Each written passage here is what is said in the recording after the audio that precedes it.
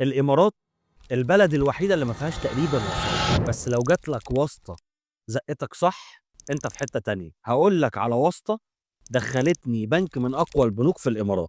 شغال سيلز في مول، يعني بحارب عشان اوفر 500 درهم اخر كل شهر. باخد اجازه يوم واحد في الاسبوع مختلف، اليوم دوت اربع تلات جمعه.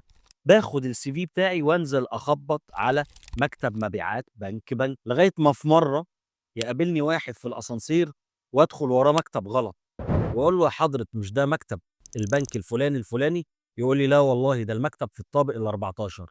اقول له شكرا واتوكل على الله. يوقفني يقول لي استنى، انا شفتك اكتر من مره جاي بتدور على شغل. اقول له اه والله وما حصلش نصيب والسي في بيترمي. يقول لي طيب اطلع الطابق ال 14 اسال على المدير فلان الفلاني وقول له انا من طرف الدكتور فلان. الموقف ده حصل لي في 2013 ولسه فاكره لغايه النهارده في 2024، لان ده حصل لمدة 5 ثواني بس فرقوا معايا ال 12 سنة اللي أنا موجود فيها. علشان كده